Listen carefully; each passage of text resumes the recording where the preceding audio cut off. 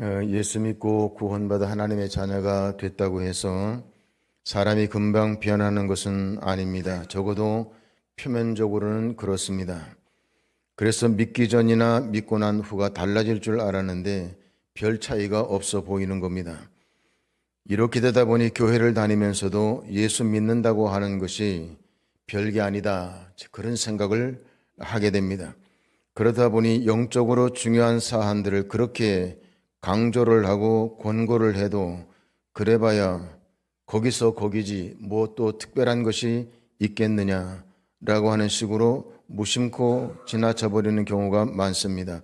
그 중에 하나가 예배를 드리는 것인데, 예배를 드리는 신자라면 가장 신경을 써야 될 사역이 바로 예배 사역입니다. 그러나 현실을 보면 허구한 날 드리는 예배가 뭐 그리 중요하겠냐 하는 식입니다. 실제로 보면 예배 문제로 고심하고 갈급해하는 신자는 그리 많지 않은 것 같습니다. 예배가 기다려진다는 사람들도 그리 많지 않습니다. 예배를 사모하는 사람들이 점점 줄어들고 있습니다. 그냥 주일이 되고 또 다른 예배 시간이 되었으니 시간에 따라 예배 드리러 간다 하는 정도로 하나님을 예배하는 사람들이 많습니다.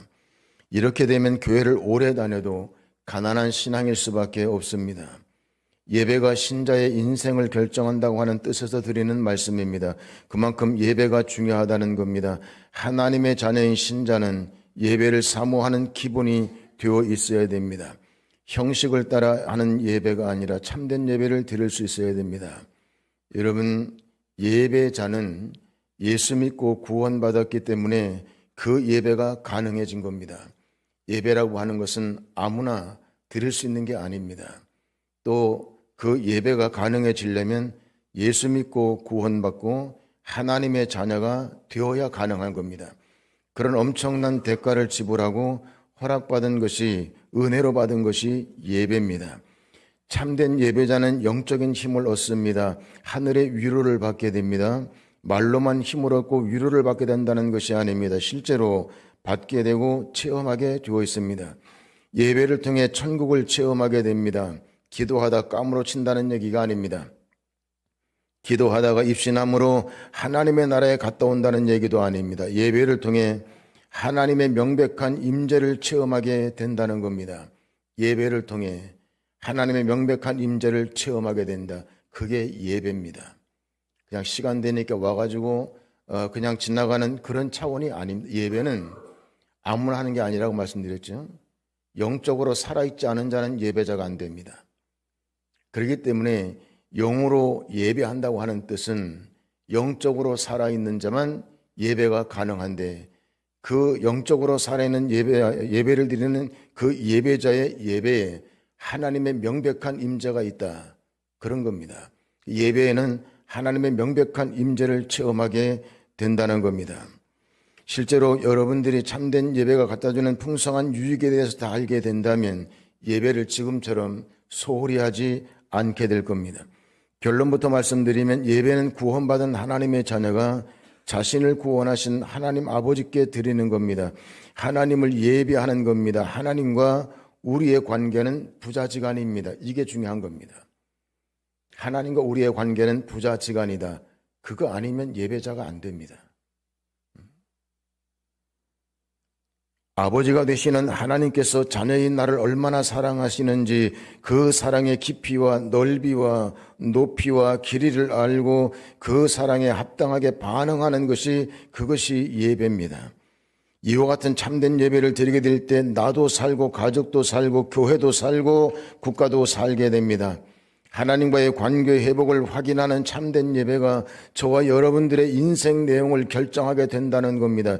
예배다운 예배에 저와 여러분들의 장래가 거기에 달려있다는 겁니다. 어떻습니까? 여러분들이 생각할 때는 무엇에 의해서 여러분의 인생이 좌우된다고 생각합니까? 세상 사람들은 누구와 결혼을 했느냐, 상대가 누구냐, 거기에 인생이 결정된다, 이렇게 말하는 사람도 있습니다. 여러분 살아보세요. 그렇지 않습니다. 어떤 학교를 나왔느냐, 현금을 얼마나 가지고 있느냐, 어디에서 일을 하고 있느냐, 어느 집 가문에서 태어났느냐, 이런 것들에 의해 인생이 좌우되고 결정된다는 생각을 합니다. 그러나 그렇지 않습니다. 인생은 그런 것들에 의해서 좌우되고 결정되는 것이 아닙니다. 인간의 생사복은 하나님에 의해서 결정이 됩니다. 그러므로 인생은 너나 할 것 없이 예수를 믿느냐 안 믿느냐, 하나님과 부자지간이냐 아니냐, 하나님께 참된 예배를 드리는 예배자냐 아니냐, 거기에 따라 결정이 나게 되어 있습니다. 내가 이 세상에서 가장 아름다운 여인과 결혼을 했어도, 수천에게 재물을 유산으로 물려줄 부모가 있어도, 힘께나 쓰는 정치 가문에서 태어났다고 할지라도, 서울대 하버드 대학을 수석으로 나왔어도, 이름만 대면 알 수 있는 실세와 줄을 대고 살아도 그런 것들 때문에 내 인생이 좌우되는 것은 아닙니다. 오히려 그런 것들 때문에 인생이 망쳐든 사람들이 아주 널렸습니다. 빌딩은커녕 전세방 하나 얻을 형편이 되지 않고, 가문의 통반장 지낸 사람도 하나 없고, 평생 살면서 대학물 한번 먹어본 적도 없어도, 정치 실세는커녕 깃털로부터 짜장면 한 그릇 얻어 먹어본 적이 없어도 그것 때문에 인생이 망하고 잘못되는 법은 없습니다. 인간의 생사화복은 하나님에 의해 결정이 되고 만들어지고 베풀어지는 겁니다. 그걸 아는 자리가 어디냐? 예배 자리입니다. 그거 모르면요, 예배가 얼마나 중요한지 여러분 압니까? 인간은 하나님께서 그 형상대로 지으시고 복을 명하신 피조물입니다. 인간은 하나님의 모든 것으로 살도록 지어진 존재들이기 때문에 죄로 인해서 분리된 하나님과의 관계를 회복하지 않으면 저주 가운데 살다가 영원히 죽고 망하는 길로 가게 되어 있습니다. 그러므로 인간은 누구나 예외 없이 예수를 구주로 믿고 영접함으로 하나님과의 분리된 관계를 회복하고 자녀가 되는 권세를 받아야 복 있는 삶을 살다가 천국에 들어가 영생복락을 누릴 수 있게 되는 겁니다. 예수를 믿고 영접함으로 신분의 변화가 오게 되면 성화의 과정이 시작이 되고 변화와 성장이 이루어지게 되는데, 이 과정에서 하나님의 사랑을 깨닫고 그 사랑에 감격하고 그리고 하나님을 누릴 수 있게 되는데, 그 현장이 어디냐? 그게 예배입니다, 여러분. 예배의 자리가 얼마나 중요하냐? 예배는 그냥 믿는 사람들이 참석하는 의식이 아닙니다. 그러니까 예배에 목숨 걸어야 됩니다. 하나님의 자녀는요, 예배의 값이 얼마인지 그걸 아셔야 됩니다. 이 값은요, 세상 돈으로 그 값을 치지 못합니다. 어마어마한 대가를 치르고 얻은 것이기 때문에요. 그리고 예배의 실제의 내용은 그냥 종교의식이 아닙니다. 때문에 예배는 너무 소중한 것인데, 이걸 소홀히 하는 것은 엄청난 것을 잃는 거나 마찬가지입니다.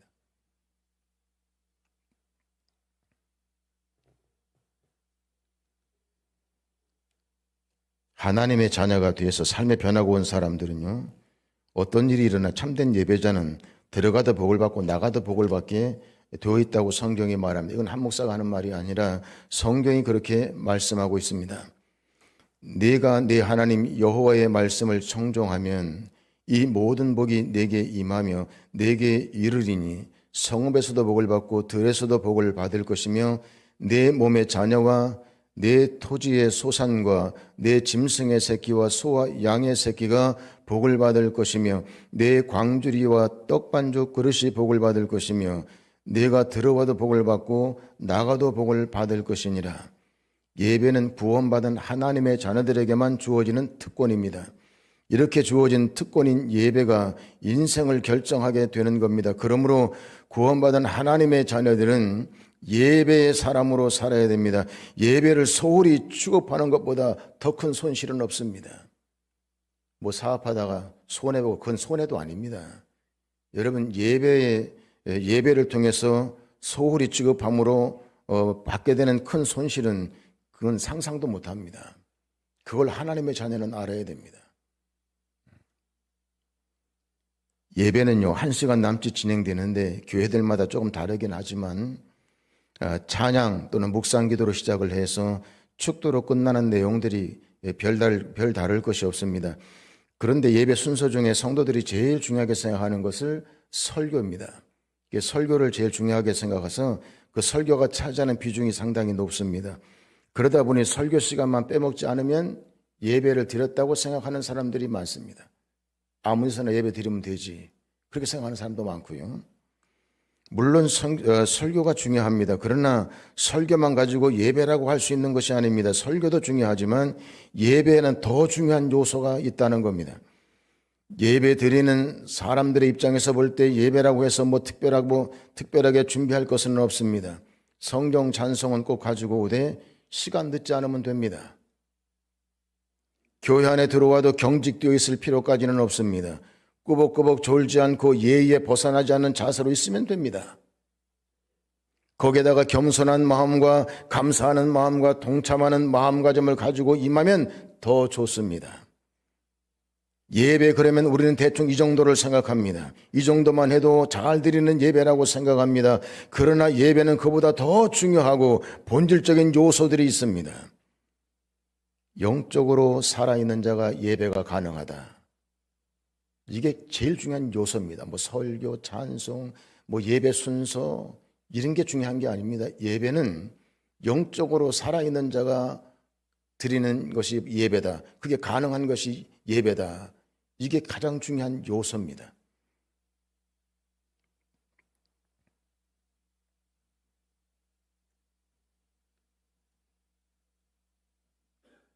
영과 진리로 예배할지니라.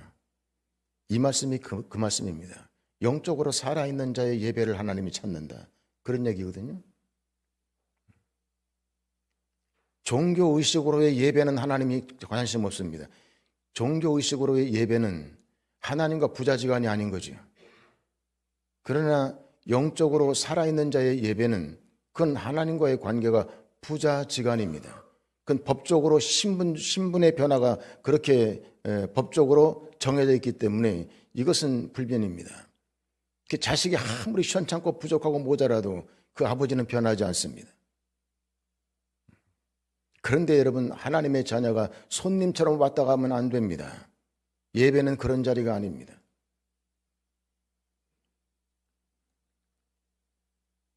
영과 진리로 예배할지니라. 오늘 본문에 나오는 이 말씀은 예배 시간만 되면 어김없이 들을 수 있는 말씀으로 많이 알려져 있는 유명한 구절입니다. 그러나 그 의미가 많이 알려져 있는 것 같지는 않습니다. 영과 진리로라고 할 때에 영과 진리가 따로따로 분리되어 있는 것처럼 들리지만 영과 진리는 분리되어 있는 것처럼 보여도 서로 분리될 수 없는 불가분리의 관계에 있습니다. 영과 진리 사이에 들어가 있는 과라고 하는 이 접속사는 전제 접속사라고 하는데 그 뜻은 앞에 것이 이루어져야 뒤에 것도 이루어지는 관계에 있을 때 쓰는 접속사라는 뜻입니다. 그러니까 영의 예배가 이루어져야 진리의 예배가 가능하게 되는 겁니다. 영적으로 살아있는 자의 예배가 가능하다. 그런 이야기입니다. 오늘 본문에 보면 아버지께서는 자기에게 이렇게 예배하는 자들을 찾으시느니라. 우리 이렇게 말하니까 예배를 바른 자세로 드려야 되려나? 예배를 어떻게 드려야 되지? 어떻게 정성을 어떻게 쏟아야 되지? 우상 숭배하는 사람들은 뭐 이렇게 대충 하는 그 스타일이 있는데 어떻게 해야 되지? 그 생각하는데 그걸 얘기하는 게 아닙니다.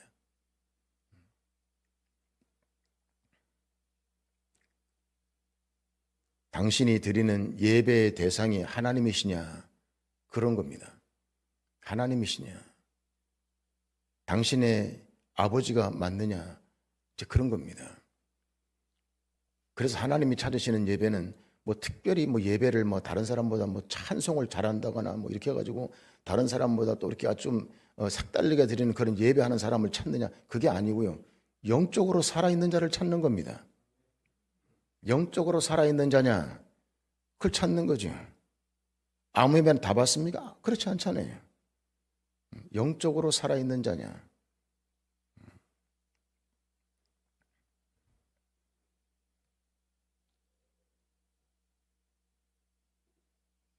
그래서 오늘 본문에 보면 하나님께서 이렇게 예배하는 자들을 찾으시느니라 하는 말씀이 나오는데 그 예배를 하나님이 받으신다.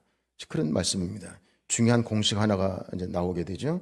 예배의 대상은 하나님 아버지시다. 예배하는 자가 이 같은 공식을 잃어버리면 그건 큰일 나는 거죠. 명심해야 되는데 여기에서 흔들려 버리면 신앙 전체가 다 흔들리는 겁니다. 그리고 신앙이 흔들리면 인생 전체가 흔들리게 되어 있습니다. 그러므로 이 공식은 아예 머릿속에 새겨 넣어야 됩니다. 성경을 보면 온통 이와 같은 이야기들로 가득합니다. 하나님만이 우리가 드리는 예배의 대상이 되신다는 말씀이 또 나오고 또 나오고 또 나옵니다. 이렇게 성경이 계속 반복하며 하시는 말씀은 그만큼 아주 중요한 말씀이라는 겁니다. 마태복음 4장 10절에 보면 이에 예수께서 말씀하시되 사탄아 물러가라 기록되었을 때 주 너의 하나님께 경배하고 다만 그를 섬기라 하였느니라. 이 말씀에서 언급하고 있는 경배하고 섬기라 하는 말씀은 예배하라 하는 말씀과 같습니다. 그런데 이렇게 예배의 대상이 되시는 분이 하나님이신데 그분이 영이시라고 말씀합니다. 하나님은 영으로 존재하는 분이시라. 그렇다고 해서 어떤 추상체로 개념적으로 존재한다는 뜻이 아니라 살아 계시면서 실제로 존재하신다는 뜻입니다. 우리가 섬기는 하나님은 참 하나님이 되십니다. 살아계신 하나님, 영원하신 왕 되신 하나님이십니다. 장소나 의식에 제한받지 아니하고 언제 어디서나 계시는 하나님, 다만 존재하는 방식이 영이시기 때문에 우리 육안에 보이지 않는다는 거죠. 육안으로 보이면 얼마나 좋았을까 하는 생각을 하는 사람들도 많습니다. 하나님이 여기 지금 오늘 오셔서 저쪽에 의자를 앞쪽에 앉으셔서 딱 내려다 보시면 예배하는 자세가 어땠을까?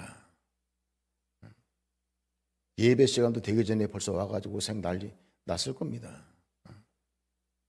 힘없는 사람은 들어오지도 못해 교회에. 딴 사람한테 밀려가지고 와작작작하고 들어오는데 다 그냥 아마 이 창문도 하나 남지도 않아서 다 깨가지고 다 깨고 들어와가지고. 왜? 여기 하나님이 앉아 이게 내려다 보시면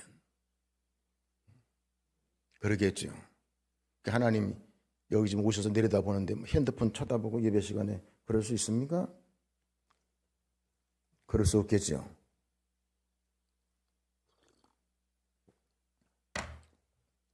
아쉬운 게 하나 있는데 그것도 영이시라서 눈에 안 보이. 그게 좀 아쉽구나. 사람 이렇게 생각을 해요. 당장 주관으로 보이지 않으니까 하나님에 대한 의식이 없어지게 되고 교리와 의식에만 의존하게 되니까 예배의 대상이 바꿔버린 듯한 예배를 드리게 됩니다. 하나님의 임재의식이 없는 예배가 돼버리는 겁니다. 하나님이 여기 지금 임재하신다고 하는 그 의식을 갖는 건 너무나도 중요한 겁니다. 예배는. 하나님의 임재의식이 없는 예배가 되면 어떻게 되느냐. 말라기 시대 예배처럼 되는 겁니다. 말라기 시대의 사람들은요, 예배가 변질이 됐는데 하나님께 이제 제사를 드리러 가면 집에서 이제 하나님께 드릴 예물을 고르는데 그 예물 중에 그러니까 짐승 중에 제일 시원찮은 거, 다리 절고 눈 멀고 뭐 이런 거 못 쓰는 거, 이런 거 그냥 폐기 처분해야 될 거, 이런 것만 끌어다가 하나님께 드렸답니다. 성경에 그렇게 나와요. 예배가 얼마나 변질이 됐는가. 예배의 대상이 하나님이라고 하는 걸 아주 새카맣게 잊고 사는 겁니다. 입만 그냥 하나님이지 실제로 하나님의 임재 앞에 예배가 전혀 아닌 거죠. 경건의 모양은 있는데 경건의 능력을 상실해버린 예배가 바로 그런 예배입니다. 예배의 대상이 잘못된 예배가 바로 그런 예배입니다. 사람들은 그럽니다. 아니, 그럼 교회에 나와서 드리는 예배가 그러면 당연히 하나님께 드리는 예배지. 그럼 교회에 나와서 부처님께 예배를 드리겠냐? 당연히 하나님께 예배를 드리지. 뭘 그런 걸 가지고 이야기하느냐? 그런 사람도 있습니다. 그게 사실이라면요, 달라져야 됩니다. 예배가 달라져야 됩니다. 예배를 준비하는 자세, 예배에 참여하는 열의, 예배에 드리는 정성과 진지함, 예배를 통해 느끼는 성령님의 감동과 감화 충만하신 은혜와 교통하심이 하나님의 임재 아래서 이루어져야 됩니다. 모든 것이 달라져야 됩니다. 그래야 달라집니다. 영육간에 하나님의 놀라운 역사를 경험하게 되는 겁니다. 하나님의 만져주심과 그분의 임재하심을 느끼게 되는 겁니다. 거기에 하나님의 역사가 있습니다. 달라지려고 특별히 결심할 것도 사실은 없습니다. 사실은 이건 기본, 예배는 영적으로 살아있는 자가 드리는 거구나. 이 기본이 바로 되어 있으면 또 하나님과 부자지간의 관계에 있어야 예배가 가능해지는구나. 이 기본만 되어 있으면요, 저절로 예배는 하나님이 요구하시는 예배로 드려지게 되어 있습니다. 예배의 대상은요, 시간도 아니고, 어떤 사람은 예배가 예배 대상이 시간이야. 시간만 가지고 자꾸 따져요. 예배 대상은 시간이 아닙니다. 예배 대상은 목회자도 아니고요.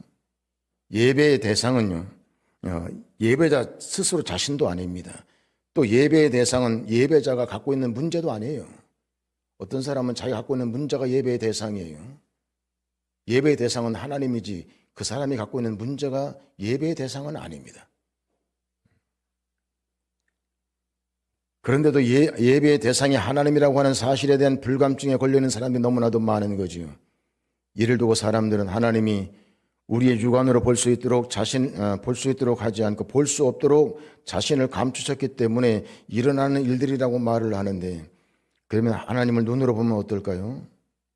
실제로 성경에는요, 이렇게 되어 있습니다. 요한복음 11장 53절에 보면, 요한복음에 나오는 예를 하나 들어보겠습니다. 이날부터 그들이 예수를 죽이려고 모의하니라. 이날부터 그들이 예수님을 죽이려고 했답니다. 예수님은 누구시죠? 성경에 보니까 눈에 보이는 하나님이 예수님이랍니다. 그런데 그 예수님을 보고 예수님을 본 자는, 예수님 그랬어요. 예수께서 빌립에게 말합니다. 내가 이렇게 오래 너희와 함께 있으되 네가 나를 알지 못하느냐? 나를 본 자는 아버지를 보았거늘 어찌하여 아버지를 보이라 하느냐? 예수님을 본 자는 하나님을 본 자인데, 그래서 그들이 하나님이신 예수님을 예배했습니까? 예배하지 않았습니다. 또 죽은 나사로를 살리심으로 예수님이 하나님이라고 하는 사실을 알 수 있도록 다 증거를 보여줬는데도 오히려 예수님을 죽이려고 덤벼들었습니다. 하나님을 직접 육안으로 보면서 예배를 드리면 잘 드릴 것처럼 느껴지는 것은 우리의 인간적인 생각일 뿐입니다. 죄를 정리하지 아니하고 하나님과의 관계를 회복하지 않은 상태에서 인간은 눈이 없는 것과 마찬가지입니다. 눈을 달고 있어도 볼 수 있는 눈이 아니라는 겁니다.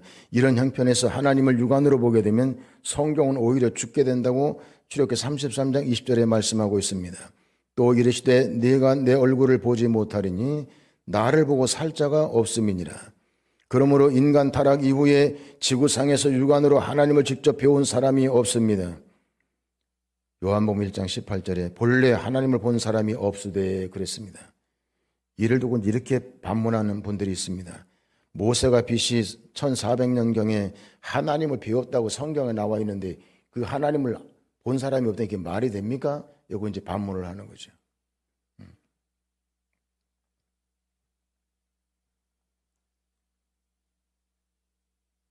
그건 맞아요. 성경에 나와 있고 모세가 하나님을 배웠다고 말씀하고 있습니다. 그러나 하나님의 얼굴을 배운 것이 아니라 그의 뒷모습만 살짝 봤다고 이렇게 되어 있습니다. 성경에. 출애굽기 33장 23절에 손을 거두리니 내가 내 등을 볼 것이요 얼굴은 보지 못하리라. 여기에서 등이니 얼굴이니 이렇게 하는 것은 하나님을 의인화하는 신인 동영법으로 하나님이 등이 있고 얼굴이 있다는 뜻이 아닙니다.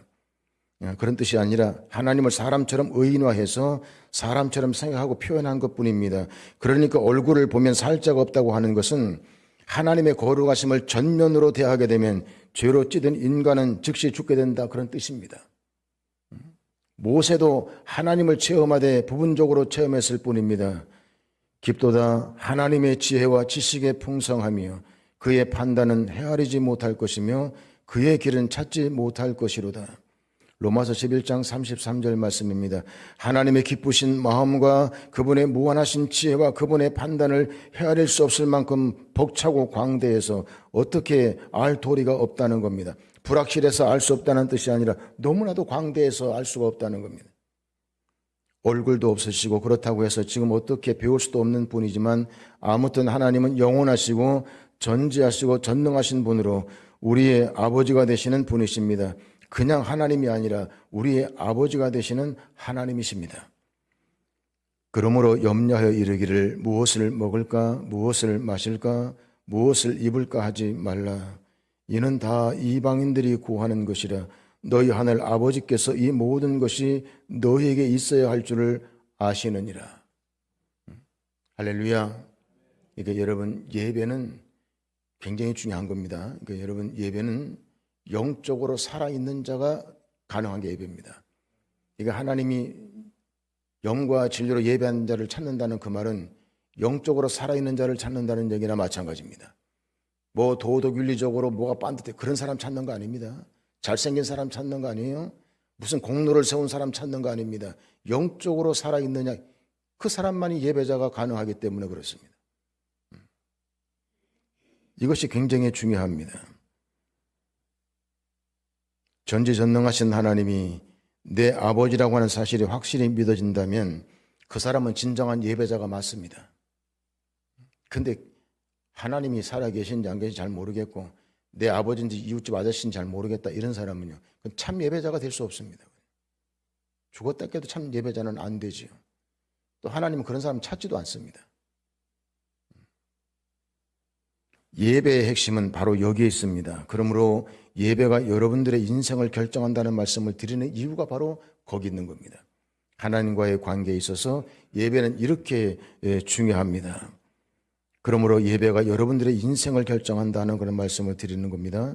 예배의 대상은 전지전능하시고 무소부지하신 하나님, 사랑의 하나님, 창조주 하나님, 재림의 주 하나님, 그 하나님이 우리의 예배의 대상입니다. 예배하는 자세가 달라져야 되고 예배하는 내용이 달라져야 됩니다. 갑자기 생각나는데 제가 그런 간증한 적 있죠? 제가 이제 기도원의 집회에 이제 가서 참여를 했는데 그때 그 여자분 한 분이 다리가 이렇게 딱 다리가 무릎에 이렇게 뭐가 큰 혹 같은 게 이렇게 생겼더라고요. 생겼는데 다리가 딱 이렇게 꼬부러져서 다리가 펴지지 않아요. 펴지지 않는데 그 사람이 북을 쳤어요, 그날. 그 기도원에는 이제 이 반주를 북으로 합니다.